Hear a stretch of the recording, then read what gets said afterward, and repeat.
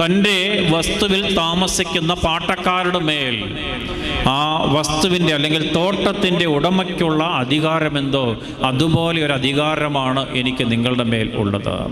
ഒരു പിതാവിന് തൻ്റെ മക്കളുടെ മേൽ ഉള്ള അധികാരം പോലെ, കുടിയാന്മാരുടെ മേൽ പാട്ടക്കാർക്കുള്ള അധികാരം പോലെ, ഒരു വിരുന്ന് നടത്തുമ്പോൾ ആ വിരുന്ന് നടത്തുന്നവന് വിരുന്നിന് ക്ഷണിക്കപ്പെട്ടവരുടെ മേൽ ഉള്ള അധികാരം പോലെ, അല്ലെങ്കിൽ ആരെ ക്ഷണിക്കണമെന്ന അധികാരം പോലെയുള്ള ഒരധികാരമാണ് എനിക്ക് നിങ്ങളുടെ മേൽ ഉള്ളത് എന്നാണ് യേശു തമ്പുരാൻ ഇവിടെ പറയുവാനായിട്ട് ശ്രമിക്കുന്നത്.